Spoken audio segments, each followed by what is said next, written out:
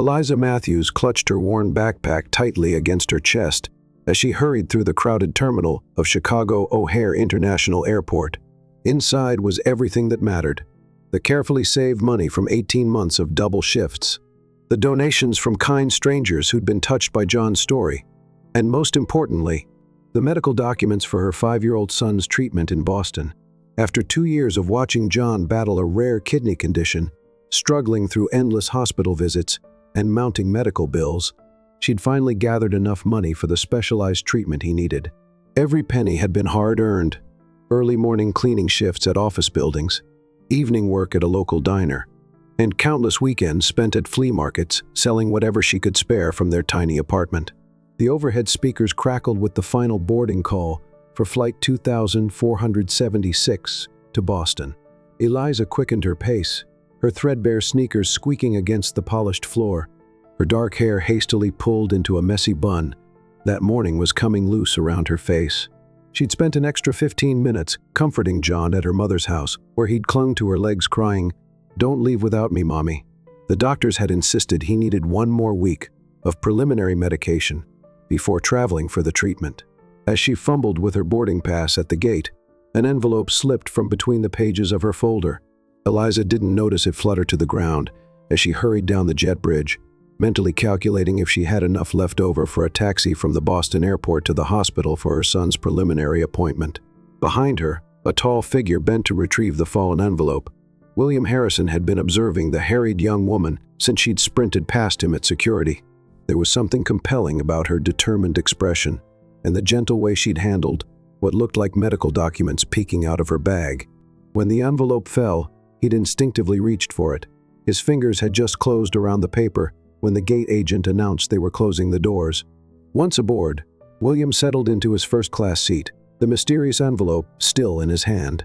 The flap wasn't properly sealed, and a corner of the letter inside was visible. After a moment's hesitation, his curiosity got the better of him, and he carefully slid out the single sheet of paper. "My dearest Eliza," the letter began in elegant elderly handwriting. "As I watch you sleeping on our couch tonight, exhausted from another double shift, my heart aches with both pride and sadness. You've worked so hard to save for John's treatment, never complaining, never giving up. Remember when you first started cleaning offices at Harrison Enterprises? You'd come home with bleeding hands from scrubbing bathrooms, but still managed to smile and read John his bedtime story." William's throat tightened as he continued reading. The letter, written by Eliza's mother, detailed the struggles of a single mother fighting desperately to save her sick child. She wrote about Eliza's unwavering determination, working multiple jobs, selling her beloved guitar, even donating plasma twice a month. But she also wrote about hope, the kindness of strangers who donated to John's medical fund, the support from their church community, and Eliza's unshakable faith that somehow she'd find a way to get her son the treatment he needed. Looking up, William spotted Eliza several rows ahead in economy class, her head resting against the window. His mind wandered to the cleaning staff he barely noticed during his late nights at the office. How many of them had stories like Eliza? When was the last time he'd really looked at the people who kept his building running? The flight attendant's voice interrupted his thoughts, announcing their departure as the plane began to taxi. William carefully refolded the letter, his mind racing. The mother's words had affected him deeply, especially her description of Eliza's dedication to both her job and her son. He thought about his own mother, who had passed away from a treatable condition because their family couldn't afford medical care. That had been before his success, before he'd built Harrison Enterprises into a corporate giant. Eliza, meanwhile, was trying to calm her nerves about tomorrow's hospital consultation. The specialist's office had been clear. They required full payment before beginning John's treatment. She closed her eyes, picturing her son's smile, his curly brown hair so like her own, the way his whole face lit up on good days when the pain wasn't too bad. The hospital bills in her bag represented every spare dollar she'd managed to save or raise over the past 18 months. The plane lifted into the air, carrying its passengers toward Boston, each lost in their own thoughts. Neither Eliza nor William realized that this chance encounter, a dropped letter, an innocent glimpse into someone's private world, would set in motion events that would change both their lives. As the city lights faded below them, William made a decision. He would return the letter, but first, He needed to understand more about this remarkable woman who cleaned his offices by night and fought for her son's life by day. The setting sun painted the clouds in shades of pink and gold, a beautiful backdrop to an evening that held the promise of something extraordinary. Sometimes, the most meaningful connections begin with the smallest moments: a dropped letter, an act of curiosity, and the courage to reach across the invisible lines that divide people's worlds. As the plane climbed higher into the darkening sky, neither passenger could have predicted how their lives would soon intertwine, all because of a mother's love letter that spoke volumes about sacrifice, determination, and unwavering hope. As the flight reached cruising altitude, William found himself reading the mother's letter for the third time. Each word revealed more layers of Eliza's struggle, working long hours on her knees, scrubbing floors, saving every possible penny, and still maintaining the strength to comfort her sick child. The part that struck him most deeply was the description of Eliza singing softly to John during his dialysis sessions, trying to distract him from the pain even after working 16-hour shifts. William shifted in his leather seat, acutely aware of the stark contrast between his first-class comfort and Eliza's economy placement. Through his weekly visits to his various office buildings, he'd passed cleaning staff countless times without a second glance. Now he couldn't stop thinking about the woman in the letter, mopping floors in his building while carrying such a heavy burden. The turbulence light flickered on, causing a slight ripple of tension through the cabin. Eliza gripped her armrests, her knuckles whitening. William noticed her discomfort even from several rows away. A flight attendant passed by, offering water to nervous passengers, and Eliza gratefully accepted. Her hands trembled slightly as she took the cup, and William could see she was mentally trying to distract herself by reviewing what appeared to be medical documents. In her economy seat, Eliza was indeed attempting to focus on the hospital paperwork. The treatment protocol had to be followed exactly. The specialist in Boston, Dr. Anderson, was one of only 3 doctors in the country who performed this particular procedure for children. If something went wrong with the payment or paperwork, they'd lose their slot and have to wait another 6 months' time that John didn't have. The memory of her last visit to John's regular doctor still haunted her. Without this treatment, he had said gently, John's condition will continue to deteriorate. Eliza had nodded, fighting back tears as she counted the meager savings in her account that night. She'd started working her second job at the diner, coming home with aching feet but a determined heart. William pulled out his phone, opening his browser, to search for information about pediatric kidney conditions. The more he read, the more his heart ached. The treatment costs were staggering, often forcing families into bankruptcy. He thought about the cleaning service contract his company held. How much of Eliza's paycheck went to the middleman company instead of directly to the workers? The flight attendant's voice crackled over the intercom, announcing dinner service in first class. As William absently picked at his meal, he found himself remembering conversations with his late mother during her final days. She had made him promise to never forget where he came from, to help others when he achieved success. He donated to charities, but this felt different, more personal, more immediate. Eliza skipped the paid meal service in economy, instead pulling out a small sandwich from her bag. As she did so, a worn photograph fell into her lap, John's last birthday before his condition had worsened. In the picture, he was smiling broadly, his face smudged with cake frosting, while Eliza hugged him from behind. Despite their struggles, they'd always found reasons to smile. The elderly woman sitting next to Eliza noticed the photo and commented on John's sweet smile. "My grandson had kidney problems too," she shared, introducing herself as Aurora. "He's 16 now, doing much better after his treatment." Eliza's eyes welled up at the unexpected connection, and she found herself sharing their story, including her fear about having enough money for the full treatment course. As the flight progressed, William formulated a plan. He would wait until they landed to return the letter, using the opportunity to learn more about Eliza's situation. His company was in the process of reviewing their contractor agreements. Anyway, perhaps it was time to make some changes that would benefit the workers directly. The plane encountered another patch of turbulence, more severe this time. Eliza closed her eyes, gripping the armrests tighter. Aurora patted her hand sympathetically, continuing their conversation to distract her. William watched as Eliza's tension gradually eased, her genuine smile brightening her entire face as she shared stories about John's brave attitude. During his hospital stays, Eliza found herself opening up to Aurora about their daily struggles. She described their tiny one-bedroom apartment, how she'd sold nearly everything of value except John's beloved stuffed penguin. Aurora listened intently, occasionally offering gentle words of encouragement and hope for the future. As the plane began its descent into Boston, Eliza gathered her medical documents, mentally reviewing the hospital's location and the cheapest route to get there. She had no idea that the most important moment of her journey wasn't in the carefully prepared medical files, but in the hands of a stranger several rows behind her. William tucked the letter safely into his jacket pocket, knowing that tomorrow would bring changes for both of them. The landing gear deployed with a thud, and Eliza's grip on her armrests tightened once again. Rain pelted the windows, creating streaming patterns in the darkness outside. Boston's city lights glowed softly through the precipitation, a warm welcome despite the weather. As the plane touched down, Eliza released a breath she hadn't realized she'd been holding. She reached for her phone, eager to check for messages from her mother about John. William watched as Eliza quickly gathered her belongings, clearly intent on being one of the first to deplane. He decided to wait, giving her time to collect herself before he approached her in the terminal. What he didn't know was that Eliza had received a text from her mother that would complicate his carefully considered plan, a message that would test both their characters and set in motion a series of events neither could have anticipated. As passengers began to file out of the plane, the weight of the letter in William's pocket seemed to grow heavier. He had just witnessed 3 hours of a person's life, but through that letter, he felt he had glimpsed something far more profound, the kind of love that would move mountains to save a child. Tomorrow would bring new challenges and opportunities for both of them, but for now, the letter remained a bridge between their two worlds, waiting to be crossed. The terminal at Logan International Airport buzzed with late-night activity as Eliza rushed toward the taxi stand, her mind racing after reading her mother's text. John's fever spiked again. The local hospital wants to admit him.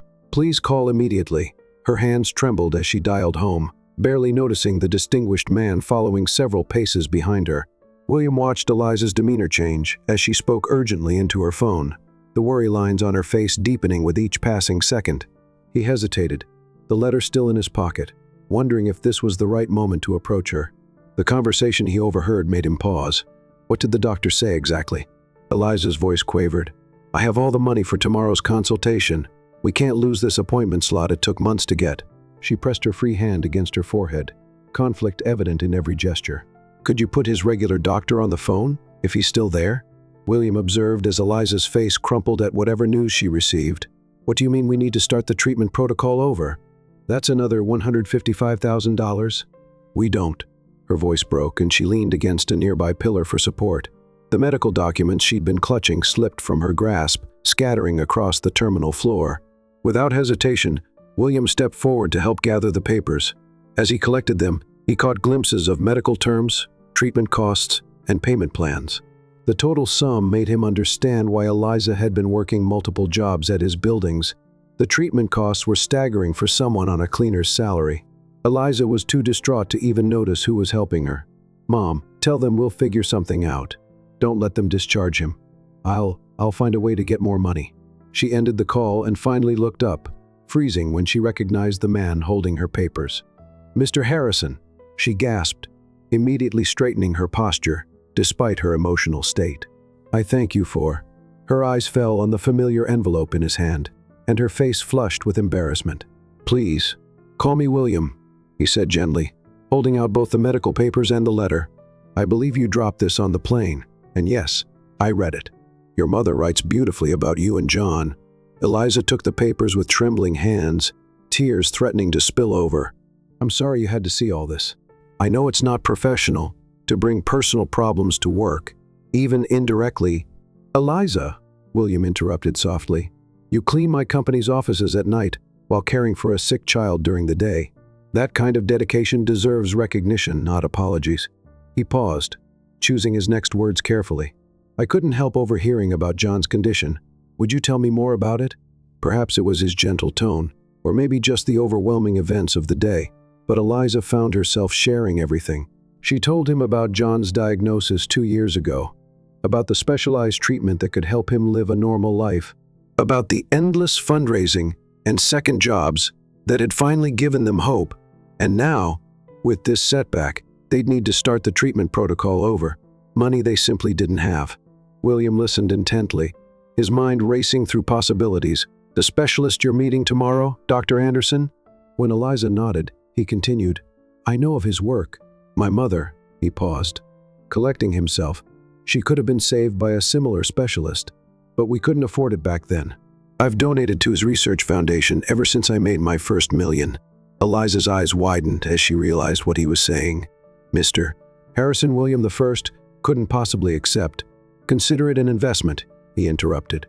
"I've been meaning to bring our cleaning services in-house instead of using contractors. We'll need a supervisor who understands both the work and the workers, someone with dedication, integrity, and management potential." Fresh tears spilled down Eliza's cheeks. "Why would you do this? You barely know me. Sometimes we don't need to know someone long to recognize their worth," William replied, already pulling out his phone. "Let me make a few calls. We need to get you back to Chicago tonight, and then we'll sort out John's transfer to Boston General. Dr. Anderson owes me a favor. Anyway." Within the hour, Eliza found herself aboard William's private jet heading back to Chicago, her mind spinning with the evening's developments. William sat across from her, quietly making arrangements that would change her and John's lives forever. "I've spoken to Dr. Anderson," he said as they neared Chicago. "He's agreed to coordinate with John's local doctors. Once he's stable, we'll fly both of you back to Boston on my jet. The treatment costs are taken care of." Eliza stared at him through tears. "I don't know how I'll ever repay you. Build me a better company," William replied simply. "Help me create a workplace where people like you don't have to choose between caring for their children and making a living." He paused, then added softly, "And maybe let me know how John's doing from time to time. I'd like to see him get better." As the plane descended toward Chicago, Eliza held her mother's letter close to her heart. The words that had seemed so desperate hours ago now felt like a prophecy of hope. Her mother had written about believing in miracles. Perhaps she'd been right all along. John was all she had in the world, the reason she got up every morning to scrub floors and clean bathrooms. Now, because of a lost letter and a kind-hearted businessman, her son would have a chance at a normal life.